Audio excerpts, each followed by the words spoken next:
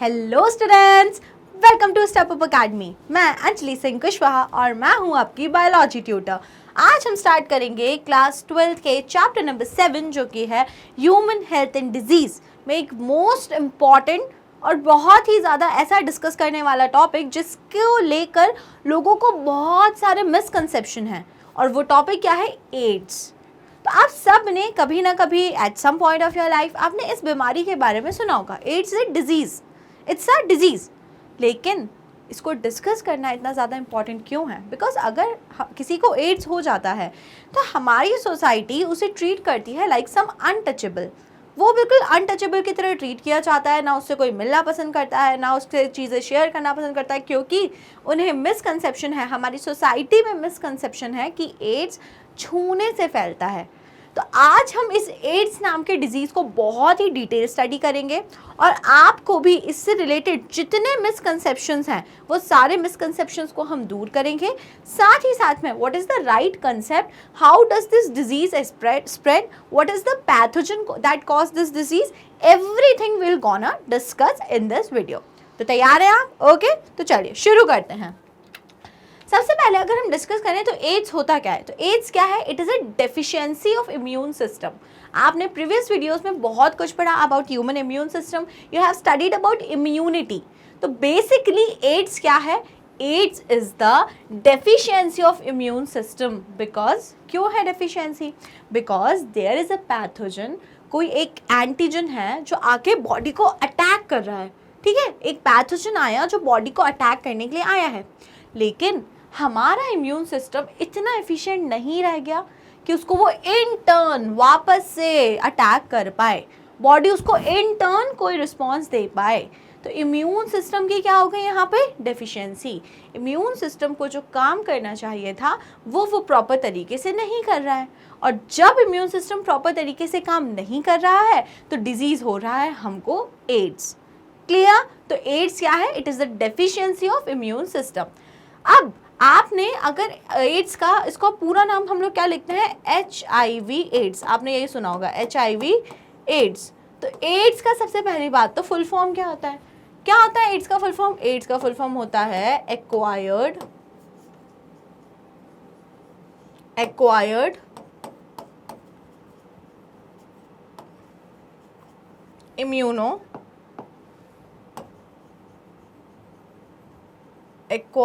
Immuno deficiency syndrome. क्या full form होता है एड्स का? Acquired immuno deficiency syndrome. मतलब कि ये कोई सी एक ऐसी बीमारी है जो पर्सन अपने लाइफ टाइम में एक्वायर करता है। किस चीज़ की बीमारी है? इम्यून सिस्टम की बीमारी है, deficiency of immune system. But यहाँ पे कोई सिम्टम नहीं लिखा है, यहाँ पे लिखा हुआ है सिंड्रोम। तो now what is the meaning of this word syndrome? तो अगर आपको कोई बीमारी होती है, सपोज आपको अगर लिवर में इन्फेक्शन हुआ है, तो अगर आपको लिवर में इन्फेक्शन हुआ है तो आपको जो सिम्टम देखने को मिलेगा that is jaundice. Liver infection में आपकी आईज जो है वो येलोइश हो जाएंगी, जो नेल के टिप्स हैं वो येलोइश होने लगेंगे, तो उससे आपको पता चलेगा कि आपको जॉन्डिस हुआ है। तो जॉन्डिस कोई बीमारी नहीं होती। जॉन्डिस क्या होता है? जॉन्डिस एक सिम्टम होता है जो लिवर डिजीज के, आपको कोई लिवर में इन्फेक्शन है इसीलिए आपको जॉन्डिस हुआ है। ठीक है, सिमिलरली अगर आपको एड्स हुआ है तो एड्स में कोई एक सिम्टम देखने को नहीं मिलता। एड्स बीमारी में मल्टीपल सिम्टम्स देखने को मिलते हैं, बहुत सारे ऑर्गन्स अफेक्ट होते हैं। तो जब बहुत सारे ऑर्गन्स अफेक्ट होते हैं तो आपको मल्टीपल सिम्टम्स देखने को मिलते हैं।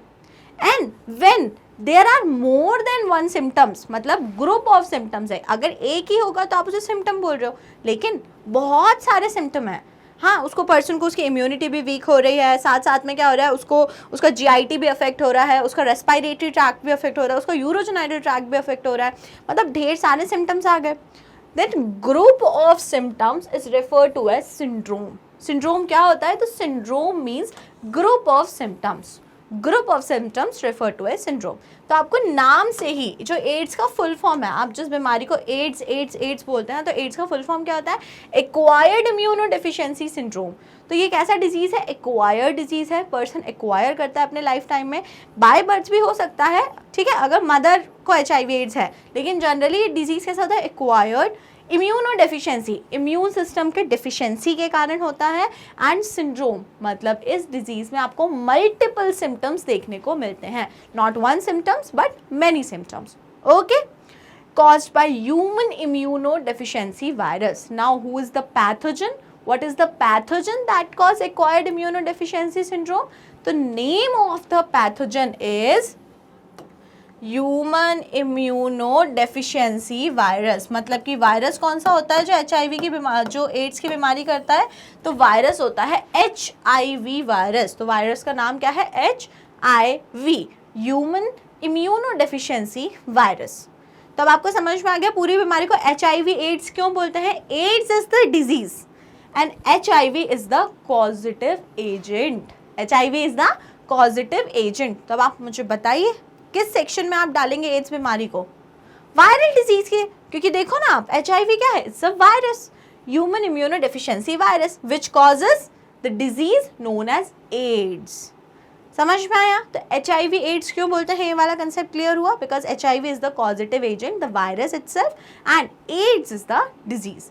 फुल फॉर्म क्या है दोनों का? HIV का full form human immunodeficiency virus and AIDS का फुल फॉर्म है acquired immunodeficiency virus. Clear? Okay. HIV is a retrovirus with RNA genome. Now, what is the specificity of these retrovirus? Retro मतलब आपको पता है क्या होता है? रेट्रो आप सुनते होंगे, रेट्रो म्यूज़िक बहुत पसंद है हमें, कोई पार्टी होती है तो आप सुनते होंगे उसकी थीम थी रेट्रो लुक। रेट्रो मतलब क्या होता है? रेट्रो मतलब होता है पुराना या फिर एंशिएंट या फिर ओल्ड। सीधी सीधी से आप तो समझो पुराना या ओल्ड। तो अगर कोई बोल रहा है कि मुझे रेट्रो म्यूज़िक पसंद है, तो मतलब कि उसे क्या पसंद है? उसे पुराने गाने पसंद हैं। कहीं कोई पार्टी है जिसकी थीम रेट्रो लुक है, तो मतलब उसका क्या है कि आपको बिल्कुल, किसी को शम्मी कपूर बन के आना है, किसी को क्या बन के आना है, और पुराने हीरोज़ के नाम मुझे इतने ज़्यादा पता नहीं है, बट जब समझ गए ना 90s के टाइम पे जो हीरोज़ है, तो रेट्रो में वो आ जाएगा। तो मतलब इतना तो आपको क्लियर हो गया, रेट्रो का मीनिंग होता है पुराना, ओल्ड। अब जो ये HIV वायरस है, ये भी अभी एट प्रेजेंट का वायरस नहीं है, रिसेंट नहीं है, ये बहुत ही एंशिएंट है, पुराना है काफ़ी। तो अब जब ये वायरस पुराना है, तो आप जेनेटिक्स पढ़ चुके हो, तो आपको क्या पता है? आप ये चीज़ जानते हो कि पहले एग्जिस्टेंस में कौन सा जेनेटिक मटेरियल आया था? RNA आया था कि DNA आया था? बताइए, दो जेनेटिक मटेरियल हो सकते हैं ना, या तो RNA या तो DNA। तो आप बताइए पहले कौन सा आया था? तो अगर आपको ध्यान है तो फर्स्ट एग्जिस्टेंस में जो आने वाला जेनेटिक मटेरियल था वो था RNA। कौन सा था? RNA। और जो HIV वायरस है वो कैसा वायरस है? It is a retro virus, पुराने टाइप का वायरस है। तो दैट इज़ वाई जो रेट्रो वायरस होता है, HIV वायरस होता है, उसके अंदर जो जेनेटिक मटेरियल होता है, क्या होता है वो? RNA होता है। क्या होता है वो? RNA, DNA नहीं होता। क्लियर? आपको क्लास 11th में एक चीज़ पढ़ाई गई थी, अभी आपको पता नहीं याद है कि नहीं, in the chapter biological classification, जब आपको वायरस का स्ट्रक्चर एक्सप्लेन करता है, तो वायरस में आपको पढ़ाया जाता है कि वायरस की बॉडी में क्या क्या होता है। एक तो बाहर प्रोटीन होता है, this white I have drawn is protein, and अंदर उसके होता है nucleic acid, the red part is the nucleic acid. And ये जो प्रोटीन तो प्रोटीन है, लेकिन जो ये न्यूक्लिक एसिड है, या तो ये RNA होगा या तो ये DNA होगा। कभी भी DNA और RNA दोनों नहीं होंगे। अभी कोविड आया था, कोविड-19 कोरोना वायरस, तो कोरोना वायरस में क्या था? Corona virus is also RNA virus, DNA नहीं था उसमें। सिमिलरली HIV वायरस भी कैसा वायरस है? HIV वायरस के अंदर भी क्या होता है genetic material? RNA। Very very important to remember, क्या होता है genetic material? RNA। And it is a type of, कैसा वायरस है? रेट्रो वायरस है कि अभी काफी रिसेंट वायरस है? तो इट इज़ रेट्रो वायरस, पुराने टाइम का है, तो इसीलिए उसमें RNA है। अगर रिसेंट होता तो उसमें DNA होता ना, ओके। तो इसलिए उसके अंदर क्या होता है? RNA। Clear? AIDS was first reported in America in 1981। तो एड्स काफ़ी रिसेंट बीमारी है, अभी 1981 में फर्स्ट केस उसका देखने को मिला था इन America. In last 25 years it killed over 25 million people in all over the world. तो एड्स जो है वो जब पहले केस मिलने के बाद फिर वो इतनी तेज़ी से वाइड स्प्रेड हुआ, एंड अभी तक 25 सालों का अगर हम डेटा का एनालिसिस करते हैं तो मोर देन 25 मिलियन पीपल की डेथ हो चुकी है इस बीमारी से, एड्स से। ठीक है, तो अभी आपको जनरल इंट्रोडक्शन दिया मैंने, what is AIDS, what is HIV AIDS, है ना। आपको HIV समझ में आया, आपको एड्स समझ में आया, आपको सिंड्रोम का मीनिंग समझ में आया, साथ ही साथ में आपने क्या सीखा, what is the causative agent. तो कौन है कॉजेटिव एजेंट एड्स के लिए, बताइए। तो वो है HIV वायरस, है ना। HIV human immuno deficiency virus, it is a type of retrovirus, और उसके अंदर जो जेनेटिक मटेरियल होता है वो क्या होता है, वो होता है RNA। कभी भी नहीं बोलना कि वो होता है DNA। इतनी बातें क्लियर हुई, पक्का, चलिए ठीक है। अब जब आपको ये सारी बातें क्लियर हैं तो अब हम आगे बढ़ते हैं और अब हम देखते हैं कि कैसे ये बीमारी फैलती है। लास्ट पॉइंट जो अभी डिस्कस किया वो क्या डिस्कस किया कि पिछले 25 सालों में कितने लोग, मोर देन 25 मिलियन लोगों की डेथ हो चुकी है इस बीमारी से। तो मतलब कहीं ना कहीं बहुत तेज़ी में फैल रहा है जो एड्स है। लेकिन अभी हम जब बिल्कुल स्टार्टिंग में मैंने एक बड़ा अच्छा सा भाषण दिया था, क्या भाषण दिया था कि एड्स जो है जिनको हो जाता है तो उनको लोग अनटचेबल की तरह ट्रीट करने लगते हैं, जबकि ये गलत है। तो मतलब यहाँ से आपको ये चीज़ तो क्लियर हो गई कि एड्स छूने से तो नहीं फैलता, तो फिर लेकिन एड्स फैलता कैसे है, तो उसके लिए अब हम पढ़ते हैं transmission. How does AIDS spread. Number 1, sexual contact with infected person. क्या है फर्स्ट रीजन जिसके कारण एड्स फैलता है, तो first reason is sexual contact with infected person.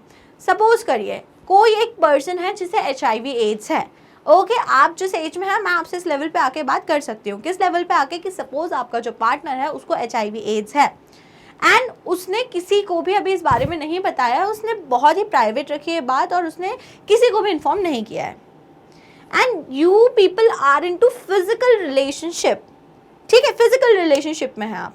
अब अगर आप सेक्सुअल इंटरकोर्स की प्रोसेस में आते हैं with the infected person, there are 99% chances कि आप भी HIV एड्स से इन्फेक्टेड होंगे।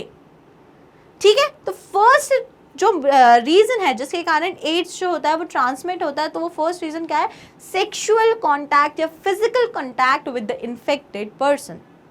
Okay, second, transmission of contaminated blood and blood products. Second reason, आपको आपका एक्सीडेंट हो गया, ठीक है, आपका बहुत ज़्यादा ब्लड लॉस हो गया। वैसे मैं आपका क्यों इमेजिन करा रही हूँ, चलो ठीक है, अपने को मतलब किसी और को इमेजिन कर लो। कोई एक पेशेंट आया, आप डॉक्टर बन गए, कोई एक पेशेंट आया हॉस्पिटल में जिसका बहुत ज़्यादा ब्लड लॉस हो गया था। आपने बोला इसको ब्लड की ज़रूरत है, अगर इसको अभी अभी इतना यूनिट्स हमने ब्लड नहीं दिया तो इसकी डेथ हो जाएगी। अब उसके एक रिलेटिव आए बहुत ज़ोर से भाग के, अब उन्होंने बोल दिया कि हाँ हाँ मेरा ब्लड ग्रुप भी O पॉजिटिव है, इस ये जो है जिसको ब्लड एक्सीडेंट हुआ है इसका भी O पॉजिटिव है, आप तो मेरा लगा दो, चढ़ा दो।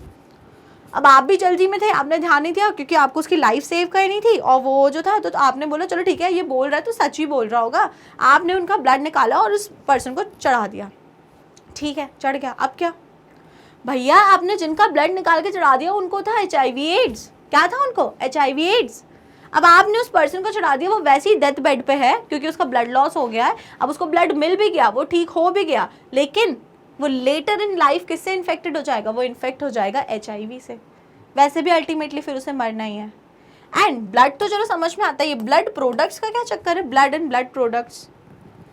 तो अगर कभी आपकी फैमिली में किसी को डेंगू हुआ है तो डेंगू जो बीमारी होती है उसमें जनरली क्या होता है, उसमें हमारा प्लेटलेट काउंट कम होने लगता है। क्या कम होने लगता है, प्लेटलेट काउंट। अब इस प्लेटलेट काउंट को इंक्रीज करने के लिए प्लाज्मा बॉडी में सप्लाई किया जाता है। प्लाज्मा, पूरा ब्लड नहीं, जस्ट द प्लाज्मा। तो ब्लड से प्लाज्मा को एक्सट्रैक्ट करते हैं and that plasma is infused into that patient. तो that is why it is mentioned here blood and blood products. तो पहला रीजन क्या हुआ, sexual contact with the infected person. Second reason क्या हुआ ट्रांसमिशन का, ट्रांसमिशन ऑफ कंटैमिनेटेड ब्लड और blood product. किसी इन्फेक्टेड पर्सन का ब्लड आपने किसी हेल्दी पर्सन में इन्फ्यूज कर दिया। थर्ड रीजन देखिए, शेयरिंग ऑफ इन्फेक्टेड नीडल्स। आप बन गए डॉक्टर साहब, ठीक है, डॉक्टर साहब बन गए आप, आपके पास कोई पेशेंट आया, आपने बढ़िया से निकाला इंजेक्शन, उसमें फिल करा जो भी ड्रग था आपका, और ड्रग फिल करके आपने उस पर्सन को इंजेक्शन लगा दिया। अब क्या होगा, इंजेक्शन लगा के आपने निकाला और यूँ करके ऐसे साइड में रख दिया अपनी टेबल पे इंजेक्शन, ठीक है। फिर अब क्या हुआ, वो पर्सन तो चला गया, ठीक है चला गया, और उसने बताया नहीं था आपको कि उसको HIV एड्स है, ठीक है। आपने भी इतना नहीं पूछा क्योंकि उसको जो बीमारी थी आपने उसकी मेडिसिन दी, इंजेक्शन लगाया, फीवर आ रहा था उसको, आपने उसको एक पैरासीटामॉल का इंजेक्शन लगा दिया और बस मेडिसिन दे दी, नॉर्मल, वो चला गया। उसने आपको बिल्कुल भी नहीं बताया कि उसे HIV एड्स है। अब आपने इंजेक्शन ऐसे करके साइड में रख दिया। अब कोई दूसरा पर्सन आया, ठीक है, दूसरा पर्सन आया, वो बहुत जल्दी में था, उसकी ट्रेन छूट रही थी, उसकी ट्रेन थी 7 बजे और वो आपके पास 6:45 आया था, और डॉक्टर साहब मुझे बहुत ज़्यादा बुखार हो रहा है लेकिन मेरी ट्रेन भी छूटने वाली है, जल्दी से कुछ दे दीजिए, जल्दी से। आपने हड़बड़ी में ध्यान नहीं दिया, वही इंजेक्शन पैरासीटामॉल का रखा हुआ था, आपने वही उठा के उसको भी लगा दिया कि अरे ठीक है पैरासीटामॉल ही तो था। फिर लगाने के बाद आपको एकदम से ध्यान आ रहा है, अरे मैं नीडल चेंज करना तो भूल ही गया था। तो अब आपने क्या करा, आपने एक वे क्रिएट कर दिया फॉर ट्रांसमिशन ऑफ एड्स। आपने पर्सन जो इन्फेक्टेड था, आपने उसकी नीडल किसी हेल्दी पर्सन में यूज कर ली। समझ में आ रही है बात? तो अब मतलब चांसेस हैं जिस हेल्दी पर्सन को आपने इंजेक्शन लगा दिया था उसको भी HIV एड्स हो जाएगा, ठीक है। And last point, from infected mother to her child through placenta. Last point क्या है, कोई मदर है, ठीक है, जो जिसको HIV एड्स है and now she is pregnant, reproduction पढ़ चुके हैं हम लोग, तो मदर और बेबी फीटस के बीच में जो एक कनेक्शन होता है, it is established bye placenta. कौन है वो कनेक्शन? प्लेसेंटा। अब प्लेसेंटा से चीज़ें मदर की बॉडी से फीटस में पहुंच रही हैं थ्रू प्लेसेंटा, तो पूरे चांसेस हैं अगर मदर को HIV एड्स है तो जो बेबी है वो इन्फेक्ट हो सकता है। There are more than 90% chances for this. Clear? पक्का समझ में आया? चलो, तो we have studied 4 modes of transmission of HIV AIDS. हमने अभी 4 रीजंस देखे किन किन कारणों के कारण HIV एड्स जो है वो ट्रांसमिट, मतलब कि वो फैल सकता है। ओके, क्लियर हो गया। लेकिन इन चारों बातों में जो एक पॉइंट कॉमन है, वो क्या है कॉमन पॉइंट बताइए? HIV एड्स तभी एक से दूसरे पर्सन में ट्रांसमिट होगा whenever there is exchange of body fluids.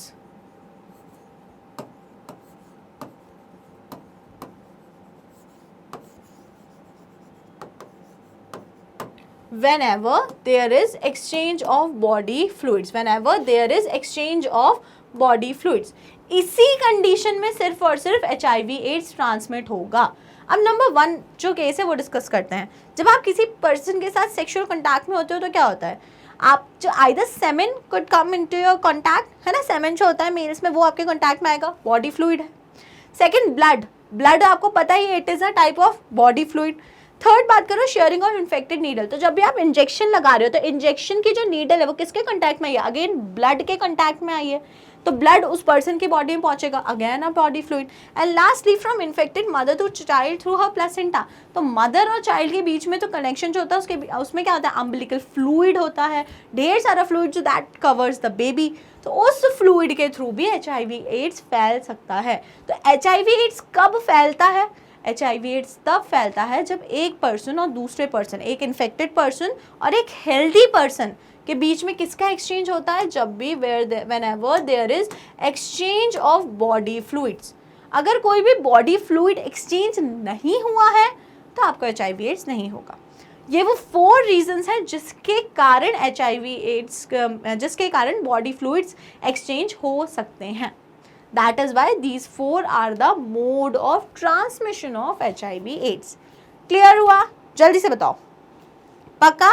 तो हमने क्या देखा, HIV एड्स कैसे फैलता है? whenever there is exchange of body fluids between a healthy person, चलो आगे लिख देती हूँ मैं, between a infected person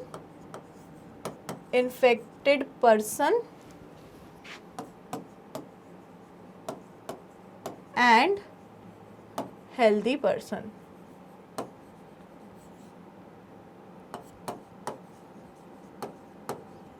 तो whenever there is HIV AIDS transmit whenever there is exchange of body fluids between an infected person and a healthy person, and these 4 are the mode of transmission of HIV। Clear? पक्का? अब जब आपको ये बातें समझ में आ गई हैं तो अब आपको एक चीज़ और समझ में आना चाहिए, वो क्या है?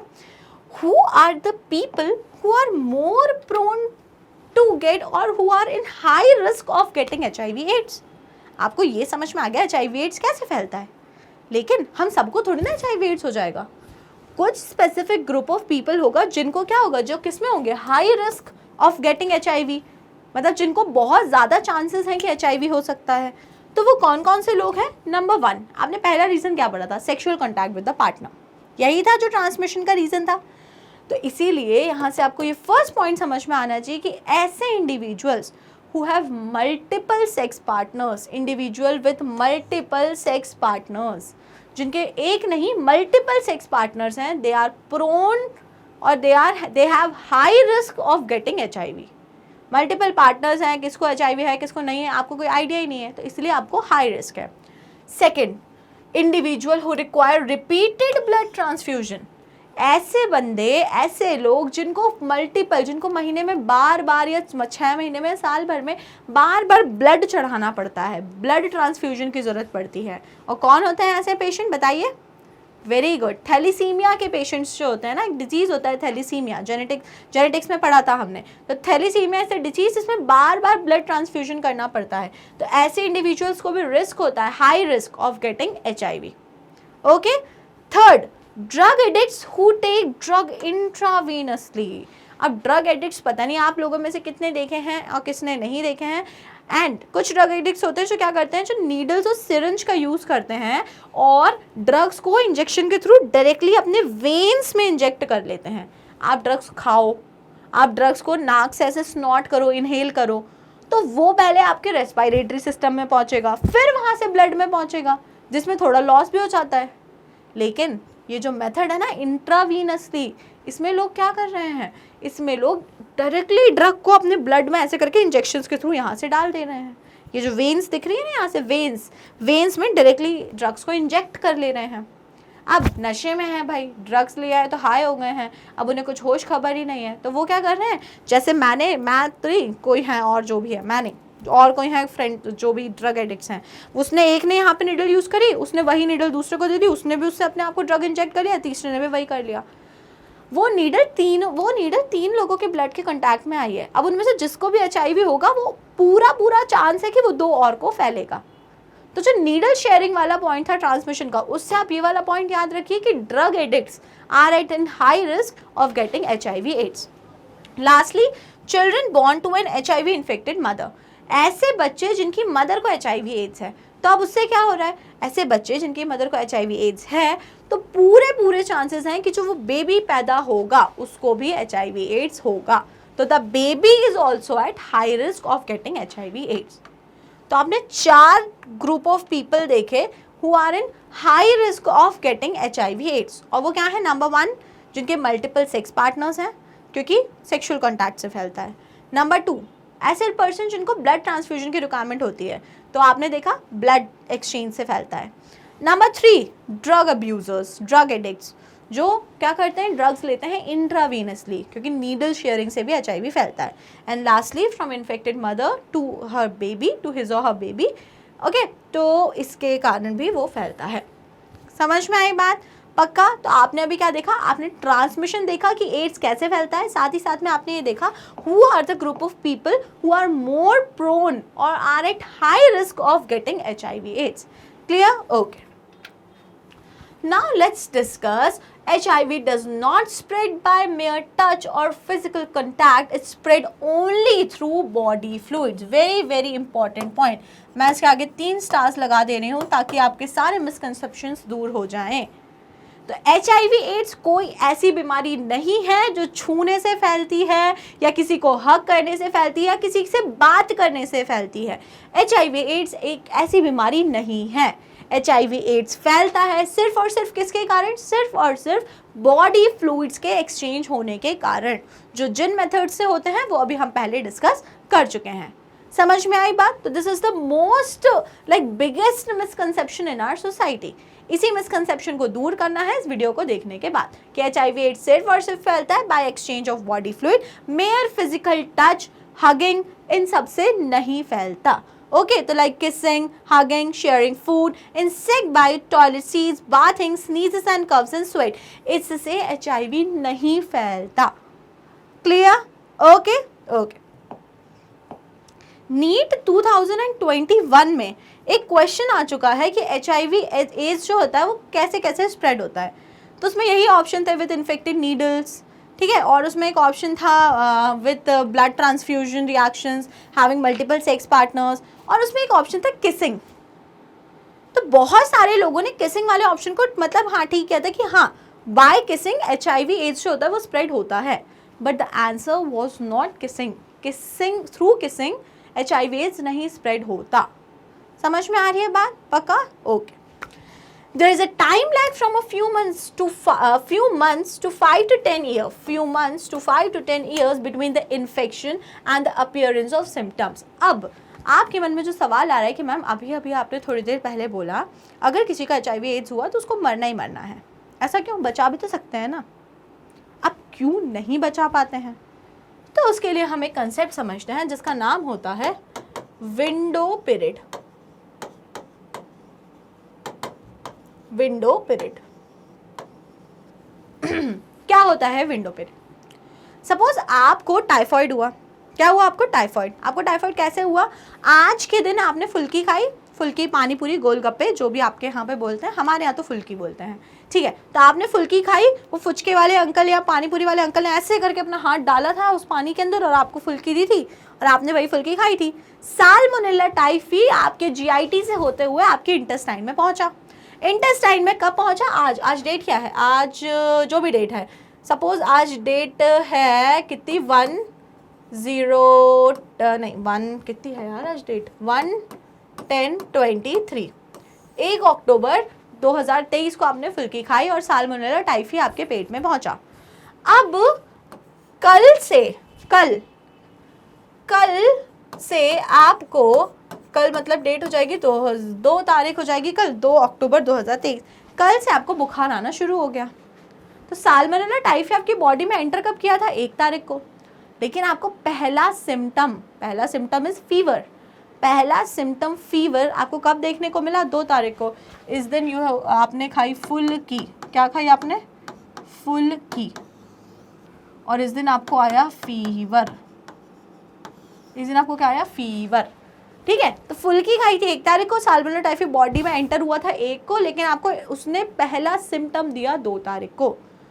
तो ये जो टाइम होता है बिटवीन किस किस के बीच में, कोई एक ऑर्गेनिज्म जब आपकी बॉडी में एंटर हुआ, जब उसने आपको इन्फेक्ट किया, एंड फर्स्ट सिम्टम कब आया, this time period is known as window period. This is known as window period. तो जैसे अभी जो मैंने आपको एग्जाम्पल दिया था, इसमें विंडो पीरियड कितना हो गया? 1 डे। 1 तारीख को खाया, 2 तारीख को आपको इन्फेक्शन हो गया, मतलब फीवर आ गया, तो सिम्टम 1 दिन बाद आ गया ना, तो विंडो पीरियड की ड्यूरेशन हो गई 1 डे। कितना हो गया? 1 डे। सिमिलरली अगर हम HIV एड्स की अगर बात करते हैं, तो HIV एड्स को डिटेक्ट अर्ली स्टेजेस में नहीं कर पाते हैं। क्यों नहीं कर पाते हैं? क्योंकि उसका जो विंडो पीरियड है वो बहुत लंबा हो सकता है। It could be from few months to 5 to 10 years। 5 से 10 सालों तक लोगों को पता नहीं चल पाता कि उनको HIV एड्स हुआ है, क्योंकि जिस टाइम पे इन्फेक्शन हुआ और जिस टाइम पे सिम्टम आए, उसके बीच में जो टाइम लैग है, जो टाइम का लैग आया, वो काफ़ी लंबा होता है। Okay, clear? इसी कारण से जो एड्स के मोस्ट ऑफ द पेशेंट रहते हैं वो अनडिटेक्टेड रहते हैं, पता ही नहीं चल पाता काफ़ी टाइम तक कि उस पर्सन को HIV एड्स हुआ है। ओके, तो आपको ध्यान रखना है जो विंडो पीरियड होता है HIV एड्स के पर्सन में, वो वेरी कर सकता है from months to 5 to 10 years। बहुत महीनों का, मतलब कुछ महीनों का भी हो सकता है और 5 से 10 सालों तक का भी हो सकता है। वो पर्सन टू पर्सन वेरी करेगा। और ये जो टाइम लैग होता है, time lag between infection and appearance of symptom, this time lag या this time period is known as window period. क्या बोलते हैं उसे हम? Window period. Okay, clear? Good. चलिए आगे बढ़ते हैं और कुछ बातें सीखते हैं। Replication of retrovirus. फाइनली अब हम इस कंसेप्ट पे आ रहे हैं कि कैसे HIV वायरस आपकी बॉडी में इन्फेक्शन करता है। तो ये बातें समझने के लिए पहले कुछ बातें रिवाइज कर लेते हैं। यहाँ पे क्या लिखा हुआ है? Replication of retrovirus. रेट्रोवायरस कौन सा वायरस है? रेट्रोवायरस जिसकी यहाँ पे बात हो रही है वो है HIV, human immunodeficiency virus. Replication क्या प्रोसेस होती है बताइए? Replication is the process of synthesizing DNA from DNA.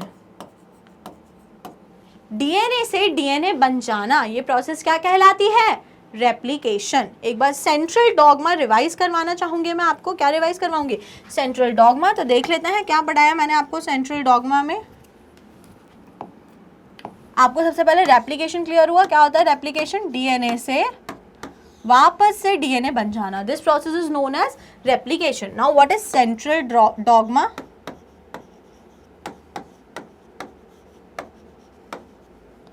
Central dogma क्या कहता है? सेंट्रल डॉगमा ये बोलता है कि हमारी बॉडी में जेनेटिक इन्फॉर्मेशन फ्लो करती है from DNA to RNA and then RNA से बनते हैं प्रोटीन्स.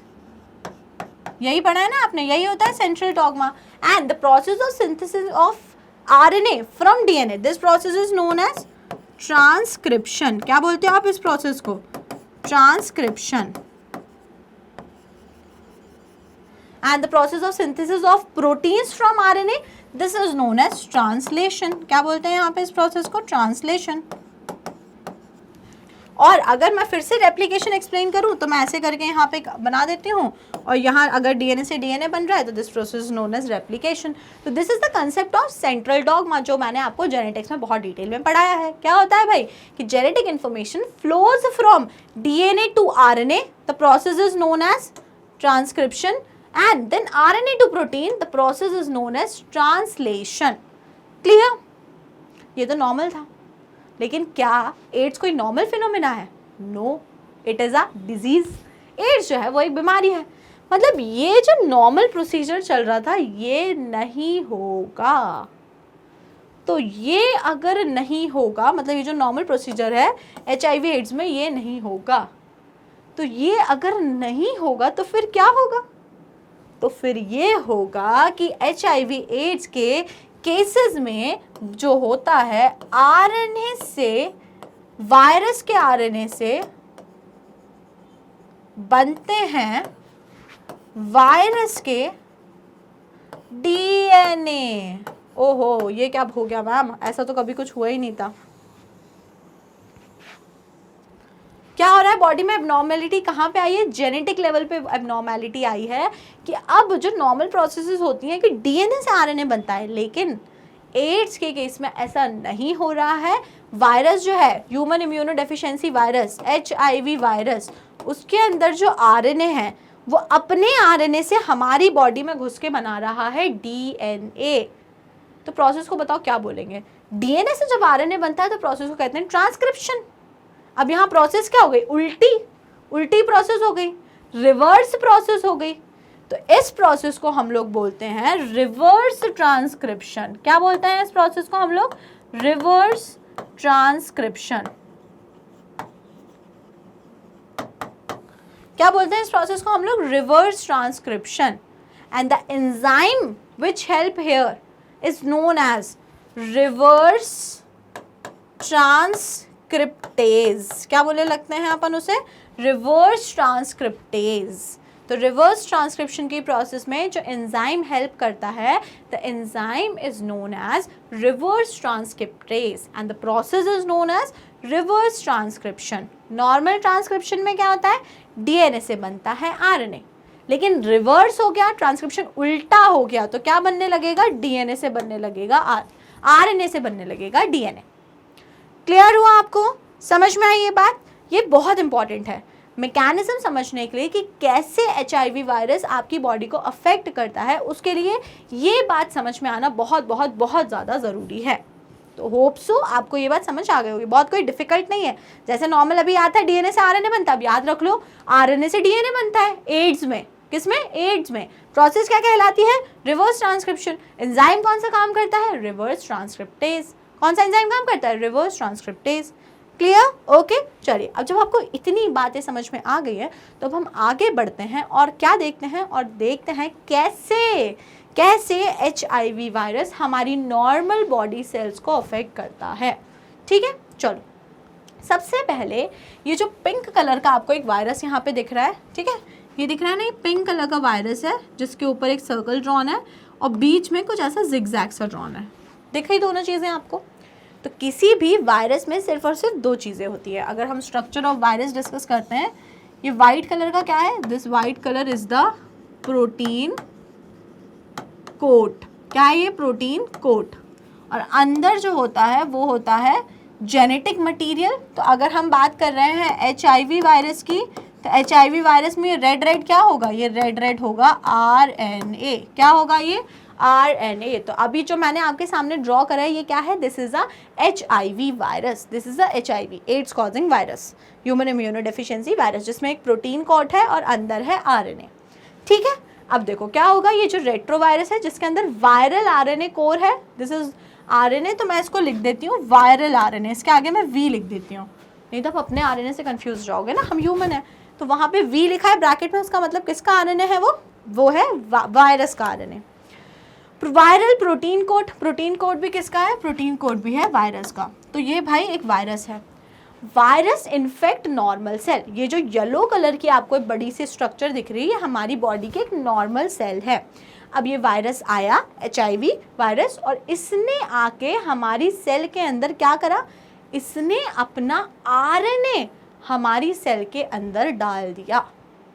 सबसे पहले इन्फेक्शन किया, इन्फेक्शन करने के बाद क्या किया, सेकंड नंबर पे अपना RNA जो वायरल RNA है, वो वायरल RNA निकाल के हमारी सेल के अंदर डाल दिया।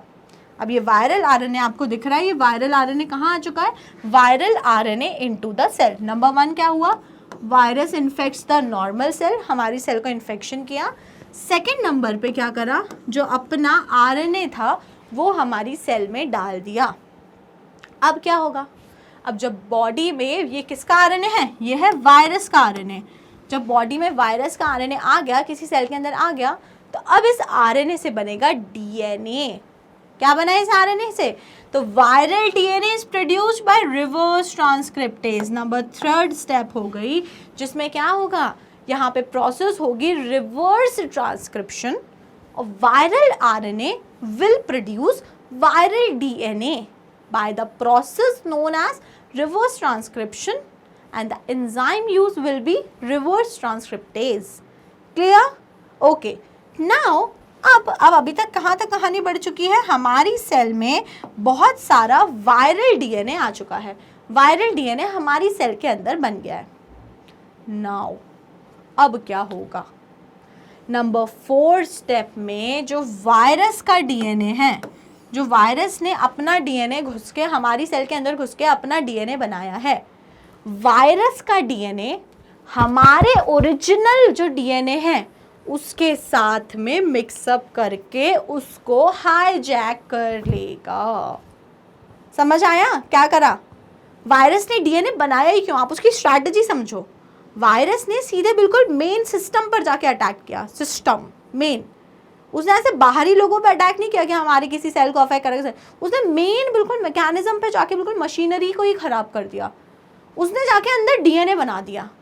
क्यों, उसने सोचा अरे इनकी सेल के पास DNA है, मैं अंदर जाके अपना DNA बना देता हूँ, तो अब मेरा DNA उसके सेल के नॉर्मल DNA को हाईजैक कर लेगा, फिर मैं जैसा काम कराना चाहूँगा वैसा वो सेल काम करके देगी। तो 4th स्टेप में वायरस का जो DNA था वो हमारी DNA के साथ में इनकॉर्पोरेट हो गया, या उसने उसको हाईजैक कर लिया। आप तो ऐसे याद रखो, इट हाईजैक्ड आवर DNA।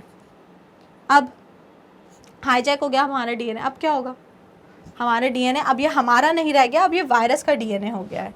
किसका हो गया है, वायरस का हो गया है DNA। अब हमारी बॉडी में नॉर्मल फिनोमिना क्या होता है, DNA से बनता है RNA, RNA से बनता है प्रोटीन। तो अब ये जो DNA था, अब ये जब RNA बनाएगा by the process of transcription, ये तो नॉर्मल प्रोसेस है ना, ये तो सेल में होनी ही थी, कोई नई चीज़ तो हो नहीं रही, ये सेल को नॉर्मली RNA बनाना ही था। लेकिन गड़बड़ क्या हो गई, हमारा DNA अगर था वो ट्रांसक्रिप्शन करके RNA बनाता तो हमारा RNA बनता, लेकिन यहाँ पे अब जो DNA है वो हमारा रह ही नहीं गया ना, वहाँ पे तो HIV वायरस ने उसको हाईजैक कर लिया है। तो अब यहाँ पे जो RNA बनते हैं that will be viral RNA। वो हमारे आरएनए नहीं होंगे। नंबर 5 पे क्या होगा, नंबर 5 पे आप ध्यान रखिए, नंबर 5 पे new viral RNA is form because our DNA is hijacked by the viral DNA. अब जब उसने हाईजैक कर लिया तो अब इस डीएनए से जब आरएनए बनेंगे तो that will be viral RNA. तो बहुत सारे वायरल आरएनए प्रोड्यूस होंगे एंड वायरल आरएनए बनेंगे, इसका मतलब बॉडी में नए वायरस प्रोड्यूस हो रहे हैं। और ये जो नए वायरस हैं ये अब जाके बॉडी की और दूसरी जो हेल्दी सेल्स हैं उनको भी ये अफेक्ट करेंगे। समझ में आई बात? 6 स्टेप्स में आपको ये पूरे इन्फेक्शन याद रखना है। 6 स्टेप में नंबर 1 क्या होगा, वायरस ने इन्फेक्शन किया हमारी नॉर्मल सेल को। सेकेंड स्टेप में जो वायरस का आरएनए था वो हमारी सेल में आ गया।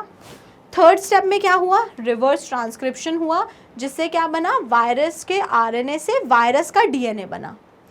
फोर्थ स्टेप में जो वायरस का डीएनए था वो हमारे डीएनए के साथ में इनकॉर्पोरेट हो गया। देन फिफ्थ स्टेप में जो हमारा डीएनए था अब वो हमारा नहीं रह गया, अब वो हो गया वायरल डीएनए। तो वायरल डीएनए ने क्या बनाया फर्दर, वायरल आरएनए। उस डीएनए ने ट्रांसक्रिप्शन की प्रोसेस से, तो फिफ्थ स्टेप में आपको याद रखो, फिफ्थ स्टेप में हुआ ट्रांसक्रिप्शन जिसमें क्या प्रोड्यूस हुए, वायरल आरएनए प्रोड्यूस हुए। एंड लास्टली 6 स्टेप में आप करो कि नए वायरस प्रोड्यूस हुए जिन्होंने बॉडी की और दूसरी इन्फेक्टेड सेल्स को अफेक्ट कर दिया। तो इस बात को ऐसे ध्यान रखो, जो सेल सबसे पहले अफेक्ट होती है वो सेल बन जाती है फैक्ट्री बन जाती है फॉर HIV वायरस। आप देखो ना, वो फैक्ट्री बन गई, वो नए नए नए नए HIV वायरस प्रोड्यूस करती जाएगी बिकॉज उसका डीएनए पूरा हाईजैक्ड बैठा है और अब यहाँ से जो आरएनए बन रहा है वो पूरा वायरस का आरएनए है।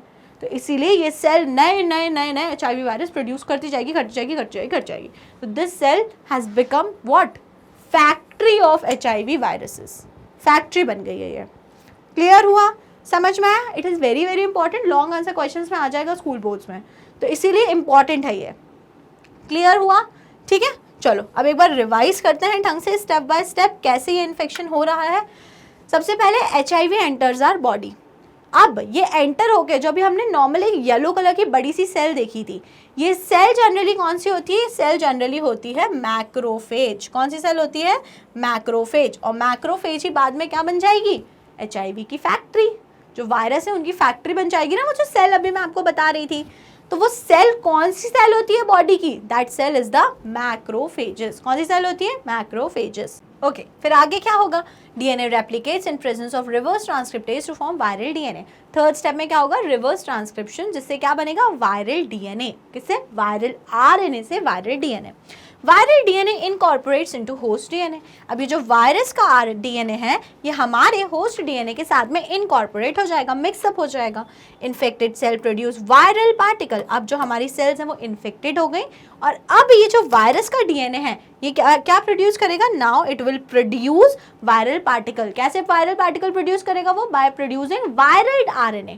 अब वो वायरस का ही RNA प्रोड्यूस करेगा। HIV enters into the helper T cells और TH लिम्फोसाइट्स। तो जो आपको ये बात ध्यान रखनी है, जो HIV वायरस होता है, जो HIV है वो मोस्टली कौन सी सेल्स को अफेक्ट करता है, नंबर 1 मैक्रोफेजेस। नंबर 2 आपको ध्यान रखना है TH सेल्स, जिन्हें हम बोलते हैं T हेल्पर सेल्स। तो TH सेल्स कौन सी होती हैं, TH सेल्स जो होती हैं T हेल्पर सेल्स होती हैं, जो कि एक टाइप की लिम्फोसाइट्स हैं। लिम्फोसाइट्स क्या होती हैं आपको पता है, they are the type of WBCs। तो आपने पढ़ा है TH सेल्स जो होती हैं दे आर लिम्फोसाइट्स होती हैं, वो WBC होती हैं। उसमें भी एक स्पेसिफिक सेल होती है टाइप की जिसे हम बोलते हैं T हेल्पर सेल। तो HIV virus infects macrophages and the T helper cell, replicates and produce progeny viruses. अब वो और ज़्यादा रेप्लिकेशन करता जाएगा, अपने नंबर इंक्रीज करता जाएगा और ज़्यादा वायरस प्रोड्यूस करता जाएगा। और जैसे जैसे और ज़्यादा वायरस प्रोड्यूस होंगे they will attack other T helper cells. और ज़्यादा वायरस प्रोड्यूस हुए वो और दूसरी T हेल्पर सेल्स हैं उनको भी इन्फेक्ट करते जाएंगे। T सेल्स डिक्रीज, और जब सारी T सेल्स में इन्फेक्शन हो गया तो क्या होगा, T सेल्स का नंबर कम हो जाएगा, क्योंकि इन्फेक्शन उनमें हो गया। अब सारी जो T सेल्स हैं उनका नंबर कम हो गया, और जैसे ही T सेल्स का नंबर कम होता है आपकी इम्यूनिटी वीक हो जाती है। क्योंकि आपने पढ़ा है इम्यूनिटी में कौन सी 2 सेल्स उसमें हेल्प करती हैं, B lymphocyte and the T lymphocyte. T lymphocyte का ही एक टाइप होता है टी हेल्पर सेल, और अगर उसको HIV वायरस से इन्फेक्ट कर दिया है तो इनका नंबर क्या हो जाएगा, तेज़ी से कम हो जाएगा, ड्रॉप हो जाएगा और आपकी इम्यूनिटी वीक हो जाएगी। तो आपको बस इतना ध्यान रखना है कि कैसे HIV वायरस आपकी नॉर्मल सेल्स को इन्फेक्ट करके आपकी इम्यूनिटी को वीक करता है। तो सबसे पहले बॉडी में एंटर हुआ, मैक्रोफेजेस को इन्फेक्ट किया, मैक्रोफेजेस क्या बन गई, HIV की फैक्ट्री बन गई। अब कैसे बनी, सबसे पहले क्या हुआ, रिवर्स ट्रांसक्रिप्शन, वायरस का डीएनए बना, वायरस का डीएनए हमारे डीएनए के साथ जाके इनकॉर्पोरेट हो गया और अब प्रोड्यूस होंगे वायरल आरएनए और वो करेंगे इन्फेक्शन। धीरे धीरे करके टी हेल्पर सेल्स इन्फेक्ट होंगी, टी हेल्पर सेल्स से सारी इन्फेक्टेड होती जाएंगी क्योंकि वायरस का नंबर बढ़ता जा रहा है और बहुत सारी जब टी सेल्स का नंबर कम हो गया, वो इन्फेक्ट होगी तो आपकी इम्यूनिटी हो जाएगी वीक और इसीलिए फिर आप बहुत सारे डिजीज़ से प्रोन हो जाएंगे। आपको बहुत जल्दी कोई भी डिजीज़ घेरेगा, आपको बहुत जल्दी बीमारियाँ होंगी। समझ में आया? So this is everything about this life cycle of HIV virus. Clear? Okay. Now effects. अब जब जिस ड्यूरेशन में HIV आपकी बॉडी को इन्फेक्ट करता है तो क्या क्या इफेक्ट्स आपको देखने को मिलते हैं? What are the symptoms? During this period the person suffer from fever, diarrhoea and weight loss. आपकी इम्यूनिटी वीक हो गई है तो उससे देखो क्या हो रहा है, आपको फीवर आएगा, आपको डायरिया होगा, आपका GIT अफेक्ट हो रहा है, वेट लॉस होगा, आपकी सेल्स में मेटाबॉलिज्म अफेक्ट हो जाएगा, आपका वेट लॉस होने लगेगा। Due to deficiency of T helper cells को तो उसने इन्फेक्शन कर दिया है, मतलब उनका नंबर कम हो गया। He or she may be infected with mycobacterium, viruses, fungi, parasite like toxoplasm. In short ये बताना चाहते हैं कि टी हेल्पर सेल्स जो कि इम्यूनिटी में रोल प्ले करती थी उनका ही नंबर कम कर दिया HIV वायरस ने। तो इसका सीधा साधा ये मतलब हो गया, अब कोई सा भी पैथोजन आए, चाहे वो माइकोबैक्टीरियम हो, वायरस हो, फंजाई हो, पैरासाइट हो या टॉक्सोप्लाज्म, कुछ भी हो, हमारी बॉडी इनसे इन्फेक्शन के लिए बहुत ज़्यादा प्रोन हो गई है, हाई रिस्क पे हो गई है कि हमको ये इन्फेक्शंस बहुत जल्दी होंगे। क्यों होंगे? क्योंकि HIV वायरस ने हमारी इम्यूनिटी पे जाके सीधा अफेक्ट किया है और हमारी इम्यूनिटी को वीक कर दिया है। क्लियर? समझ में आया? तो सिम्टम्स आपको क्लियर हो गए, क्या क्या सिम्टम्स आपको देखने को मिलेंगे। Okay, now diagnosis, how could one detect whether a person is suffering from HIV AIDS और नॉट। तो अगर डॉक्टर को डाउट है कि आपको HIV एड्स हो सकता है, आपने हिस्ट्री दी ऐसा ऐसा ऐसा ऐसा है, और अगर डॉक्टर को डाउट हुआ थोड़ा सा भी कि इस पर्सन को HIV एड्स है तो वह आपको बोलेगा कि आप टेस्ट कराइए। और वो कौन सा टेस्ट होगा? तो टेस्ट का नेम होता है ELISA टेस्ट। फुल फॉर्म क्या होता है? एंजाइम लिंक्ड इम्यूनोसॉर्बेंट एसे। क्या फुल फॉर्म होता है? एंजाइम लिंक्ड इम्यूनोसॉर्बेंट एसे। ये जो ELISA है इसका जो मैकेनिज्म है वो काफ़ी डिटेल में दिया हुआ है इन द चैप्टर बायोटेक्नोलॉजी, जो इसके बाद की यूनिट होगी। बट यहाँ पे मैं आपको समझाना चाहूँगी जो ELISA टेस्ट होता है, it is based on antigen antibody interaction. किस चीज़ पे बेस्ड होता है ELISA? ELISA is based on antigen antibody interaction. Antigen और एंटीबॉडी के इंटरैक्शन पे बेस्ड होता है। अगर आपको डाउट है कि किसी पर्सन को HIV एड्स है कि नहीं, तो ELISA टेस्ट कैसे करते हैं? उस पर्सन का आप ले लेते हो ब्लड सैंपल। क्या लेते हो? Blood sample. उस ब्लड सैंपल में आपको HIV एड्स से लड़ने के लिए मिलेंगी एंटीबॉडीज। ठीक है, उस अगर वो इन्फेक्टेड, आपको डाउट है कि उस पर्सन को HIV एड्स है, अगर उसे है सपोज, तो उसके ब्लड में क्या प्रेजेंट होंगी? उसके ब्लड में प्रेजेंट होंगी एंटीबॉडी।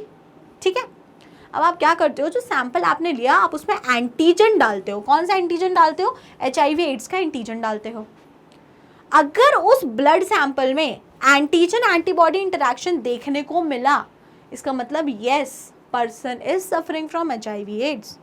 और जो आपके पास सैंपल आया उसमें आपने एंटीजन डाला और उसमें आपको कुछ भी रिएक्शन देखने को नहीं मिला, इसका मतलब उस पर्सन के ब्लड में एंटीबॉडी नहीं थी, इसका मतलब उस पर्सन का HIV एड्स नहीं था। तो what is the principle of ELISA test? ELISA is based on antigen antibody interaction. किस पे बेस्ड होता है ELISA? It is based on antigen antibody reaction plus what is the full form of ELISA? तो it is enzyme linked immunosorbent assay. Enzyme linked immunosorbent assay. Clear? Test आपको clear हो गया कौन सा किया जाता है? ओके, तो सिम्टम्स देख लिए, टेस्ट देख लिया, नाउ ट्रीटमेंट। अब ट्रीटमेंट, अगर किसी पर्सन को हो गया है HIV एड्स तो क्या करेंगे? तो HIV एड्स का ट्रीटमेंट जो है वो एज सच इफेक्टिव ट्रीटमेंट कुछ भी अवेलेबल नहीं है। बट सिम्टम्स को ट्रीट करने के लिए there are antiviral drugs are partially effective, they can only prolong the life of the patient. Viral disease है जो HIV एड्स है, वो कैसी बीमारी है, वायरस ने करी है, तो एंटीवायरल ड्रग्स आप दे सकते हैं उस पर्सन को, लेकिन वो बिल्कुल भी इफेक्टिव नहीं है। बस वो इतनी हेल्प कर पाएंगे आपको कि वायरल लोड जो आपकी बॉडी में है उसको थोड़ा कम करेंगे, सिम्टम्स से आपको रिलीफ दिलवाएंगे। बाकी एज सच वो जेनेटिक लेवल पे प्रॉब्लम हो चुकी है HIV एड्स, तो उससे आपको ये ड्रग्स वगैरह बिल्कुल भी हेल्पफुल नहीं होंगे। ओके, तो एज सच HIV का जो ट्रीटमेंट है अभी के लेवल पे पॉसिबल आपके लिए नहीं है। ओके, अब आप सोचोगे मैम ट्रीटमेंट नहीं है तो फिर हम करें क्या, अगर हो गया तो फिर हम कैसे क्या करेंगे, बचेंगे कैसे? तो आपने कहावत सिर्फ सुनी होगी, prevention is better than cure, है ना? पहले से ही बच के रहो ना, क्यों वेट करना है कि बीमारी हो जाए फिर हम उसे ठीक करें? ठीक करने के लिए तो कुछ है ही नहीं। तो आपके पास जो चीज़ है वो है प्रिवेंटिव मेथड्स, प्रिवेंशन। आप प्रिवेंशन लीजिए, आप वो चीज़ें नहीं करिए जिससे आपको एड्स हो। और वो क्या चीज़ें हैं प्रिवेंशन के लिए, क्या क्या पॉइंट्स हैं? Number 1, educate people about AIDS. Number 1 तो यही मोस्ट इंपॉर्टेंट पॉइंट है कि उनको नॉलेज दो कि क्या गलत है क्या सही। अब आप पढ़े लिखे हो गए हो, आपको बातें समझ आने लगी हैं, तो अवेयर अदर्स कि एड्स ऐसी बीमारी नहीं है छुआछूत वाली कि टच करने से फैलती है, हग किस करने से फैलती है, ये सब नहीं, बॉडी फ्लूइड्स से फैलती है। तो पहले तो education. Number 2, use of disposable needles and syringe. कभी भी कोई वैक्सीनेशन ले रहे हैं आप, कोई भी इंजेक्शन लगा रहे हैं, हमेशा चेक कीजिए, ध्यान दीजिए कि doctor should always use a fresh syringe and needle. कभी भी वो यूज्ड सिरिंज या नीडल आपके ऊपर यूज़ ना करे।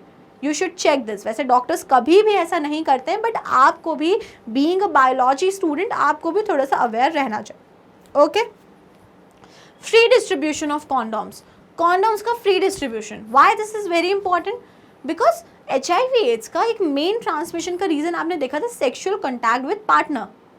तो आप वहाँ पे बैरियर मेथड अगर यूज़ कर रहे हैं, आप कॉन्डोम्स वगैरह यूज़ कर रहे हैं, तो उससे क्या होगा? उससे ये होगा कि जो बॉडी फ्लूइड्स हैं वो एक्सचेंज नहीं होंगे, और जब बॉडी फ्लूइड्स एक्सचेंज नहीं होंगे तो HIV एड्स के चांसेस भी कम होंगे। Making blood bank safe from HIV। जो ब्लड बैंक्स हैं वहाँ पे प्रॉपर हाइजीन मेंटेन की जाए, प्रॉपर सैनिटाइजेशन किया जाए, जिसके कारण वहाँ पे कोई भी चांसेस ना बचे कि कोई वायरस वहाँ पे जाके इन्फेक्ट करे। Regular checkups for HIV। अगर आपको थोड़ा भी डाउट होता है ना, थोड़ा भी डाउट है, आपको ऐसा फील हो रहा है, आपको जेनाइटल्स में कुछ इचिंग है, रैशेस है, इन्फेक्शन है, तो आप definitely go and have a check for HIV। ठीक है, कम अगर है, वो बहुत ही इनिशियल फेज में है, तो it can be treated. Advocating safe sex. Tell people about safe sex methods. क्या होता है अगर आप प्रिकॉशंस यूज़ कर रहे हैं, अगर आप कॉन्डम्स यूज़ कर रहे हैं, तो उससे क्या फ़ायदा है? आप STDs से बचेंगे, उन्हें समझाइए। आप अनवांटेड प्रेगनेंसीज को अवॉइड कर सकते हैं। तो educate people, main is education. Controlling drug abuse. Drug abusers में कैसे फैलता था आपने देखा था, व्हेन इंट्रावेनसली जो ड्रग अब्यूज़र्स होते हैं, जो इंट्रावेनसली ड्रग्स लेते हैं, उनमें सेम नीडल यूज़ करने के कारण HIV स्प्रेड हो रहा था। तो इसलिए जो ड्रग अब्यूज़, कोई अगर ड्रग एडिक्ट है तो आप उसकी ड्रग्स की आदत को कम कराइए, नहीं तो हो सकता है कि इन फ्यूचर उसे HIV हो जाए, just because of sharing the same needles. Clear? तो आपको ध्यान रखना है, ट्रीटमेंट तो है, ज़्यादा कुछ खास नहीं, सिर्फ एंटीवायरल ड्रग्स आप दे सकते हैं, वो भी सिर्फ सिम्टम्स में रिलीफ कराएंगे। तो एड्स के लिए हमें क्या ध्यान रखना होता है? एड्स के लिए हमें ध्यान रखना होता है prevention. Prevention is better than cure. तो क्योर नहीं है, आपको याद रखना है प्रिवेंटिव मेजर्स। ओके स्टूडेंट्स, चलिए, so that is all for today. अगर आपको कोई भी डाउट होता है तो आप अपने डाउट्स को कमेंट सेक्शन में मेंशन कर सकते हैं। टॉपिक के अलावा भी अगर आपके कोई डाउट्स हैं तो आप उन्हें ज़रूर मेंशन करिए, I will love to answer that. ठीक है, बाकी वीडियो पसंद आई है तो वीडियो को जल्दी से करिएगा लाइक, और स्टेप अप अकेडमी को कर लीजिएगा subscribe. Thank you and keep watching.